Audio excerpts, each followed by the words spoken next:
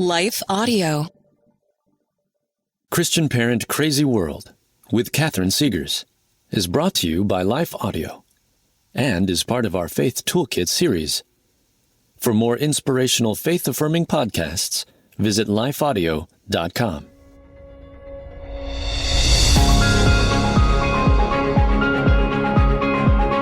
Welcome to Christian Parent Crazy World, the podcast that tackles tough topics to help you be a godly parent in an ungodly world. I am your host, Catherine Segars, and in today's episode, we will tackle this life-altering question. How can we help to prevent teen suicide in our families and in our communities? Moms and dads, this is obviously the most serious topic we have ever tackled on CPCW. Teen suicide is truly an epidemic in our country. Did you know that 20 young people take their own lives every single day in the United States? Today, you are going to hear the story of one such teen, only she survived. Emma Benoit had a picture-perfect life. She was a vibrant, beautiful 16-year-old varsity cheerleader whose secret battle with anxiety led her to take a gun, point it at her chest, and pull the trigger. Only 1% of people with self-inflicted gunshot wounds survive. Emma is in that 1%. She is an absolute miracle and an inspiration. Now, Emma is paralyzed from the waist down, but this powerful young woman is on a mission to use her painful experience to help others find hope and to save lives. Emma is the subject of a brand new feature-length documentary called My Ascension, which you will hear more about in today's episode. You will also hear from Jennifer Ellers, a Christian counselor, crisis responder, trainer, and author. Jennifer has authored a course on youth suicide and is an instructor of the American Association of Christian Counselors' Hope-Focused 3R Suicide program. Both Emma and Jennifer will join me today to talk about teen suicide, why it's happening, and what steps we can take as parents to prevent it. That's the plan for this episode of Christian Parent Crazy World. So let's get started.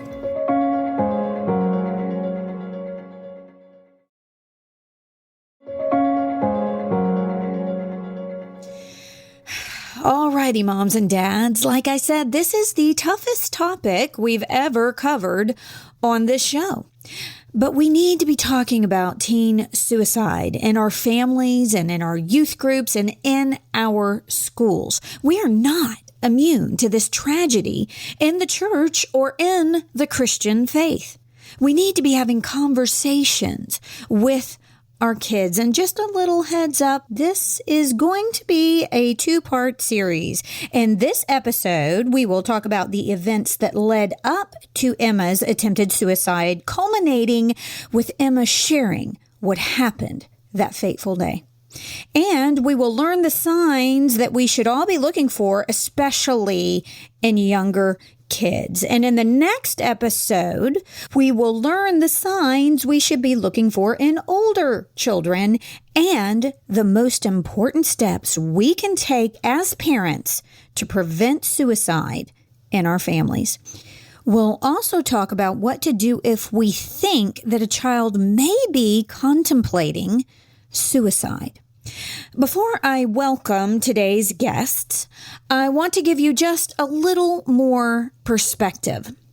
According to the American Foundation for Suicide Prevention, a 2019 study showed that 8.9% of youth in grades 9 through 12 reported that they had made at least one suicide attempt in the past 12 months. That statistic is mind-boggling. That is almost 1 in 10 students.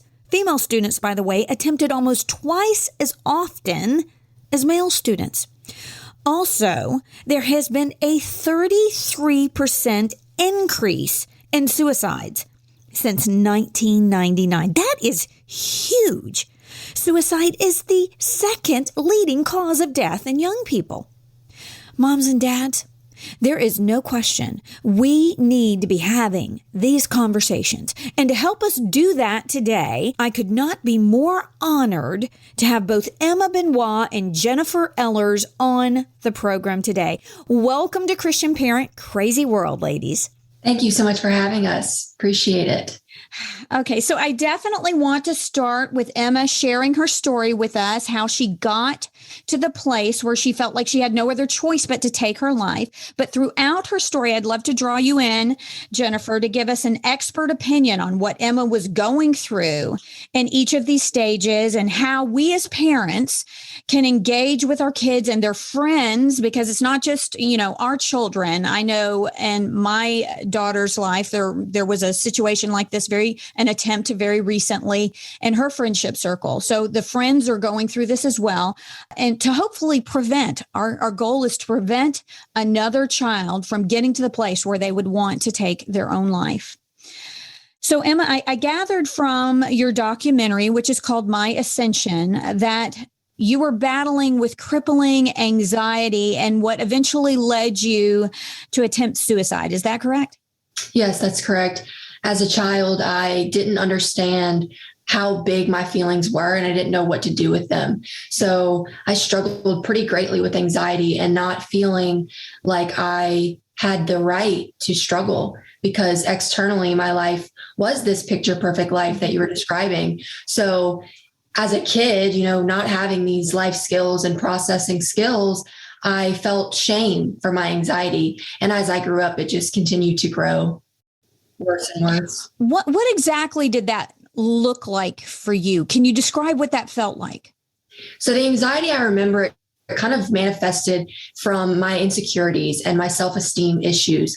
When I was a little girl in elementary school, I can remember feeling so self-conscious, even to get up in front of my classmates to walk to the bathroom. I was so insecure and so self-conscious that they would be talking about me or making fun of me. And so those insecurities really made me feel extremely anxious. And that bled into social anxiety as well, feeling so insecure that I was afraid of judgment and, my peers bullying me, that ultimately that anxiety kind of turned into a form of social anxiety where I was filtering what I was saying in front of my friends to make them happy and laugh, or I was not fully being myself.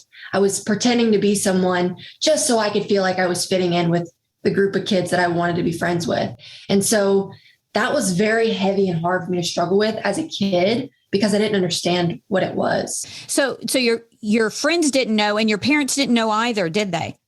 No one knew. And that's because I was ashamed of it. So I made sure that no one ever worried about me, because I didn't want to have people in my life look at me in that light. Because of that stigma that I was totally believing in, I felt shame. I was like, there's no reason I have to feel anxious and insecure. People tell me all the time, you're so beautiful, you have a great life, just be grateful. But I never felt that way. So because of that, I felt guilty, and I felt like I don't have a right to feel this way. So because of that, I protected myself from it, and I put a mask up.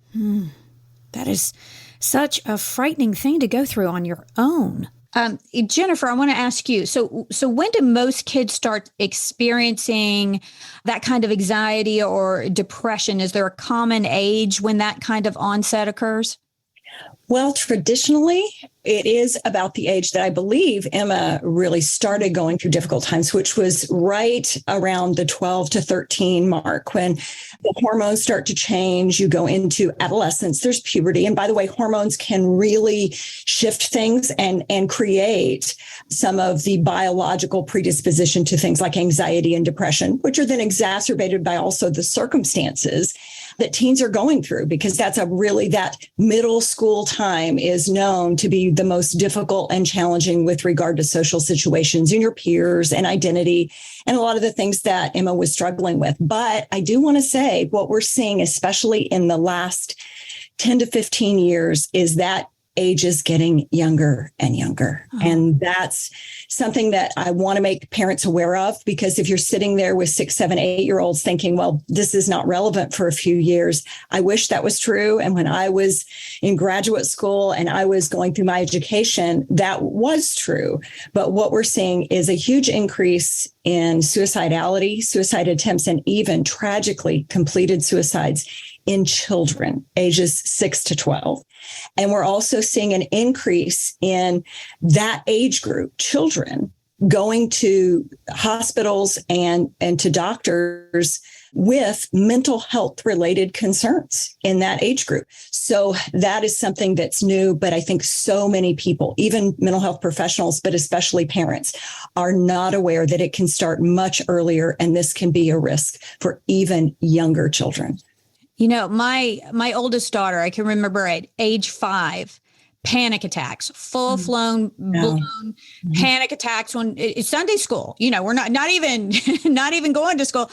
Sunday school, dropping her off there. And she has battled with anxiety for most of her life. And it's a battle that we're waging with her. But can you tell us then what signs should we be looking for as parents in those early stages?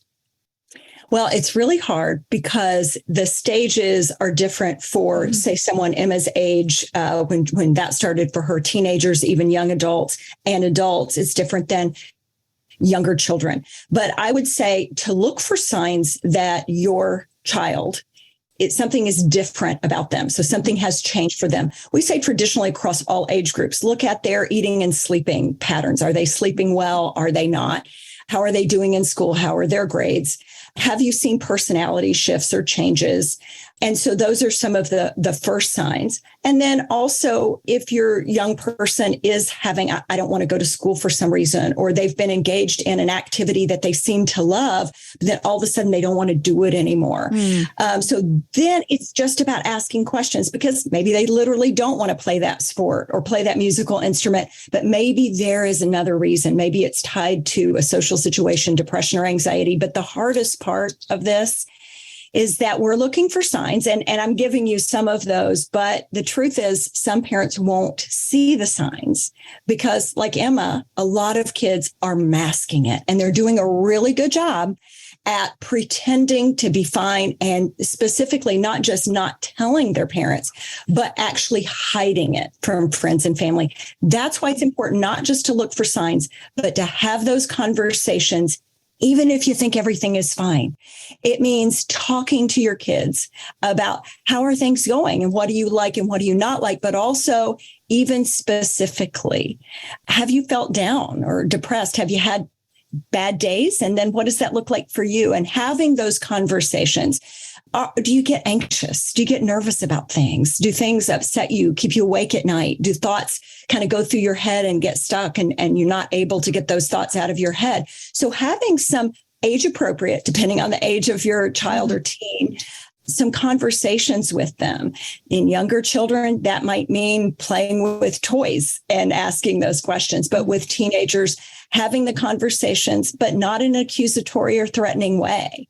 Make sure that it doesn't feel punitive or that you're saying this is an expectation you have of them that they're okay. But just, I know a lot of young people experience this. In fact, so many do. Can we talk about it? Because that's going to open the door. And again, making sure they know that you love them and it's okay for them to share that with you. All you want to do is help and give them support.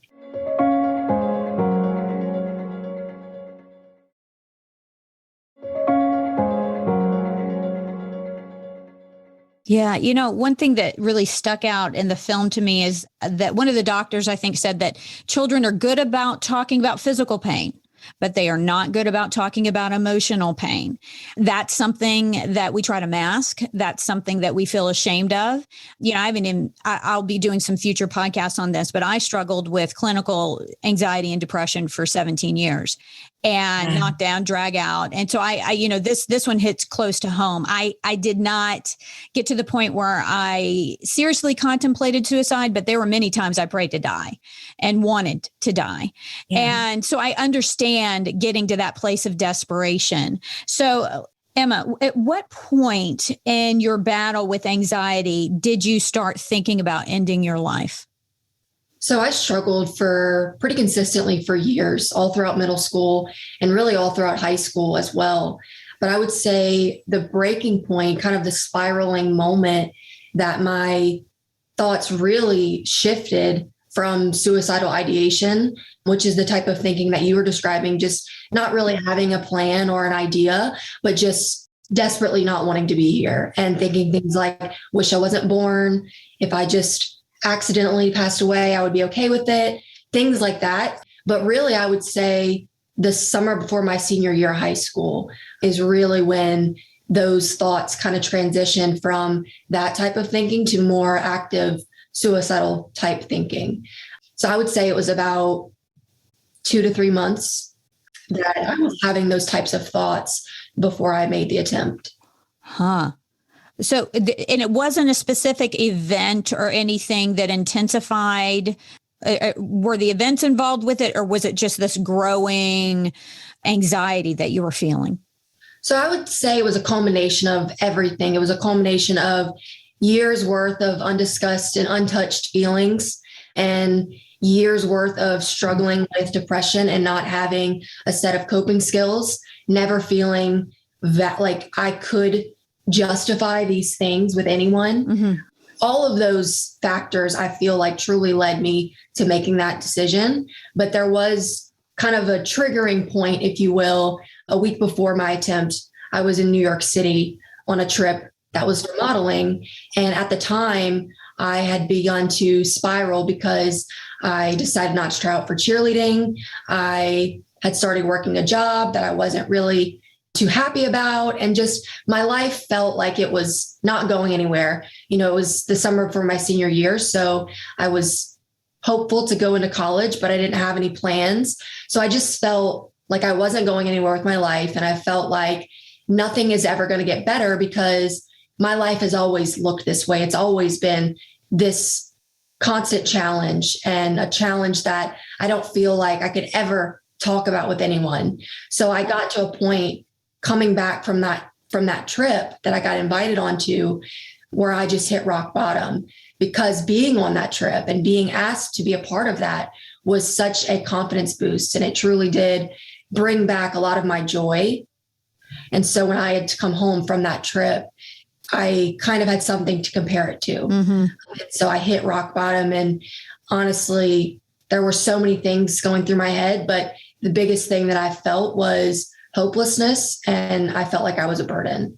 I just have to ask, where were you like in your spiritual walk at this point? Were you going to church? Did you have a relationship with God at this point, or was that pretty stagnant? So growing up, I never really had a relationship with God. I always thought that I was too imperfect for God to love me. I never felt like he heard me when I prayed to him. And actually, when I was a kid, I would attend church with my friend and her family, and I loved it. As an elementary school kid, I just truly loved it, looked forward to it every Sunday.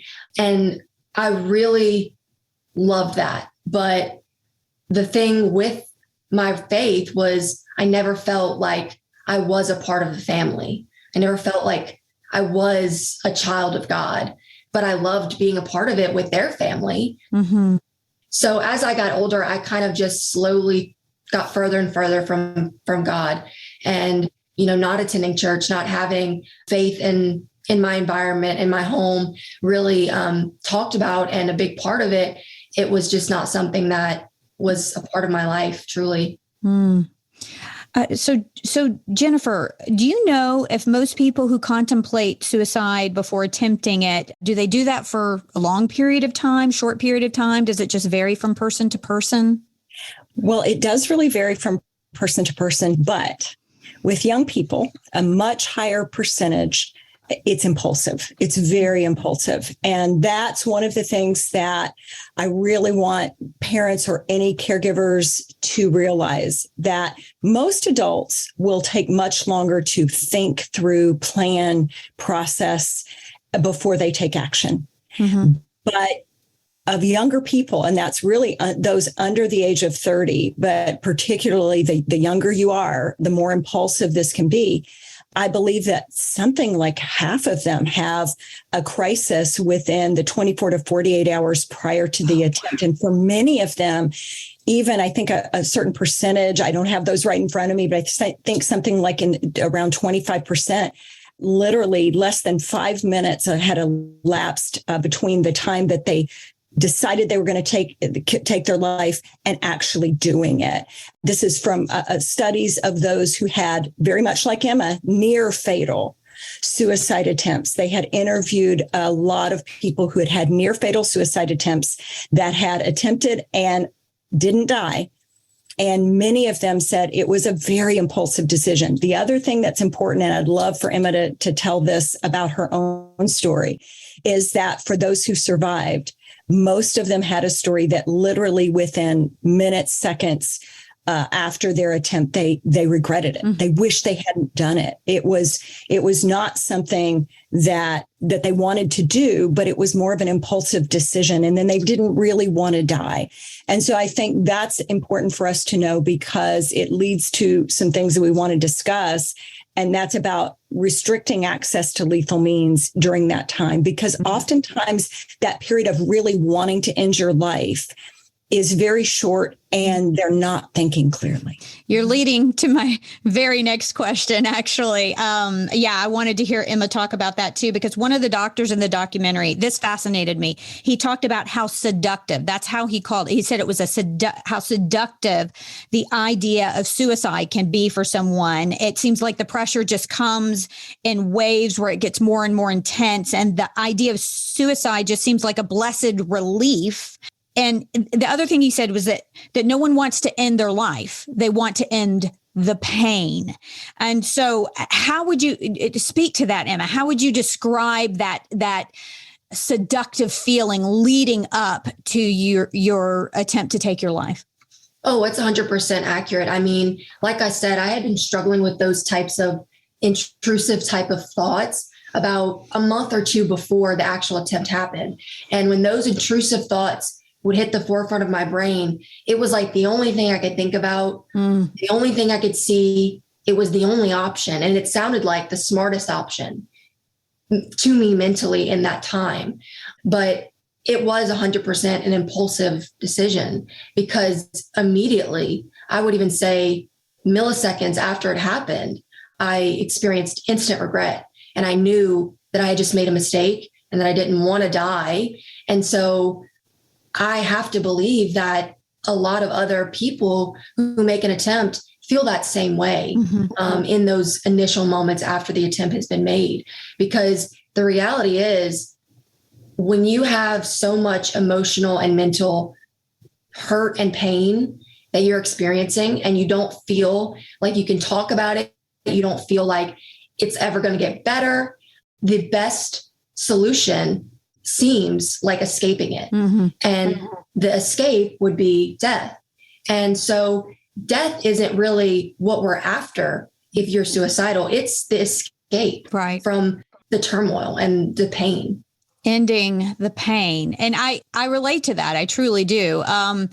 You called it suicidal ideation. You know, I never really got to that place where I seriously contemplated it, but I would be lying if I didn't say I was there. There were times when I was driving around a corner in a car and thought, wow, it'd be nice to wrap my car around that tree. Or, just because I wanted to end the pain.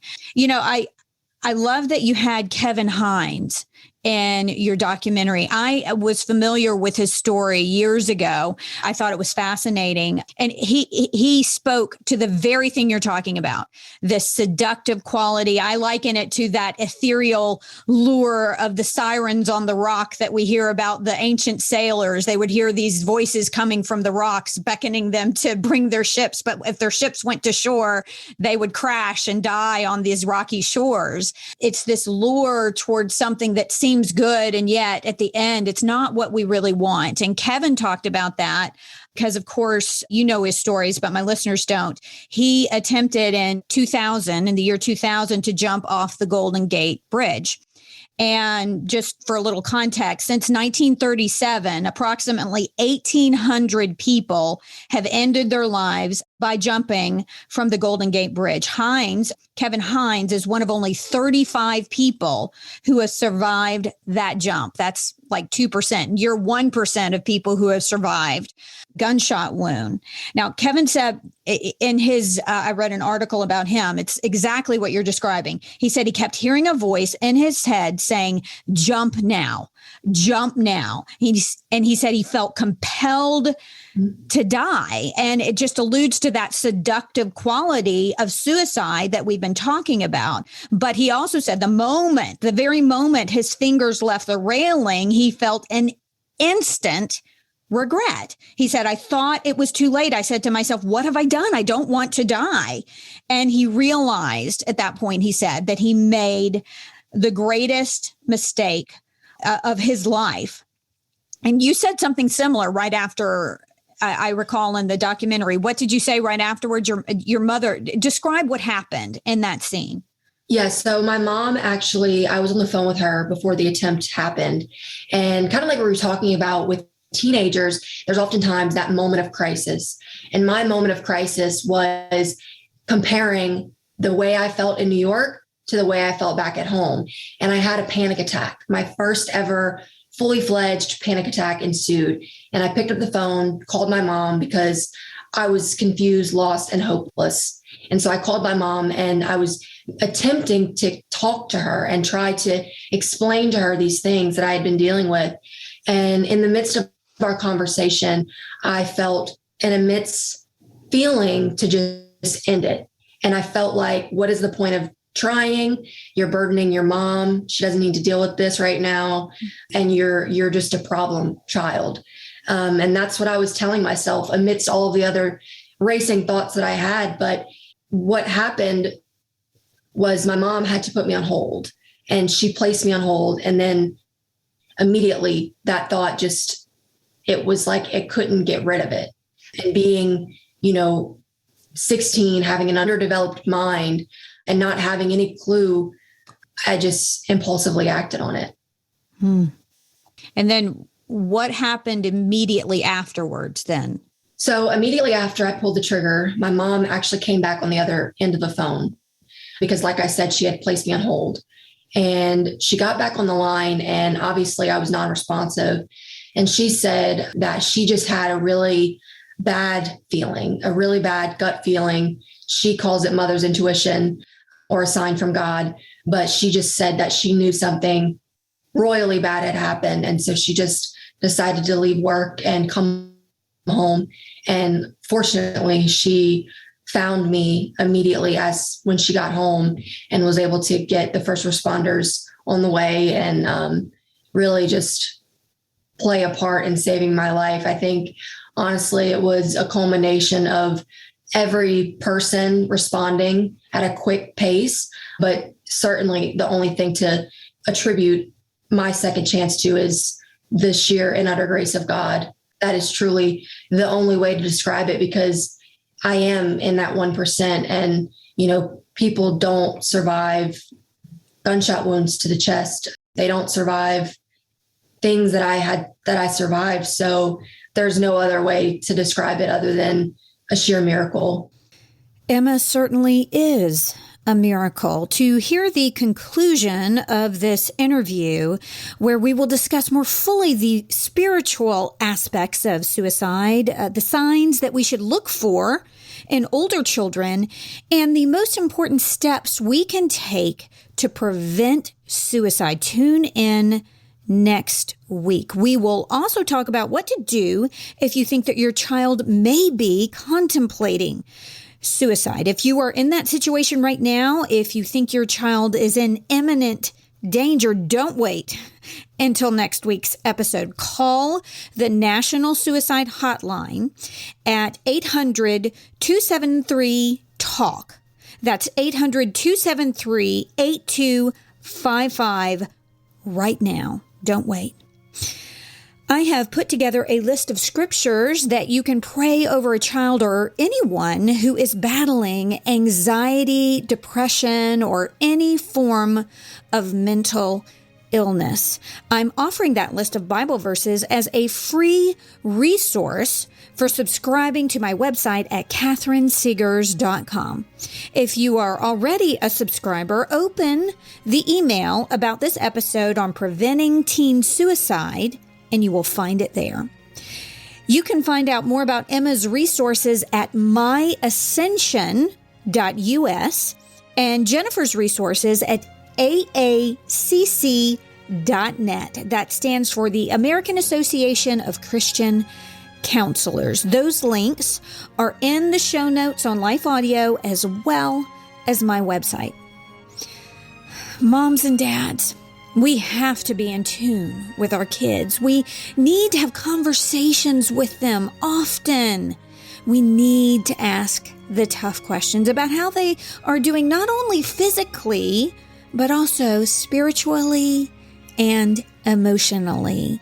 Have a conversation with each one of your kids today, and be sure to tune in next week. It just might save a life. I want to thank you for joining me today. Look, I know there are a lot of things you could be listening to right now, and I really appreciate that you took this time to spend with me. I hope you will join me for my next podcast when we take aim at some aspect of our culture that threatens to derail our parenting and steal our kids' faith. If you enjoyed this episode of Christian Parent Crazy World, would you consider telling a friend and sharing it on social media and giving it a good review over on Apple Podcasts and Spotify, and following me on Facebook and Instagram? And maybe you could say that Christian Parent Crazy World is the best podcast you've ever heard in your entire life. Just a thought.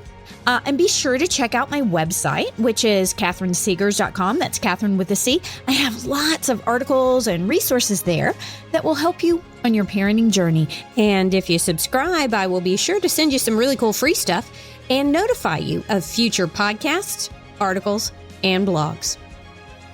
I want to end this and every episode with a word of encouragement.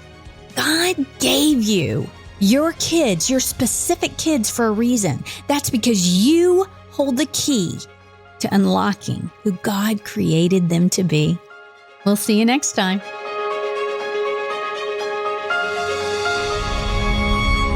Christian Parent Crazy World is a production of Life Audio and Salem Media. If you liked what you heard today, please take a second to rate and review this podcast in your favorite podcast app so that more listeners like you can find the show. For more faith-filled, inspirational podcasts, visit us at lifeaudio.com.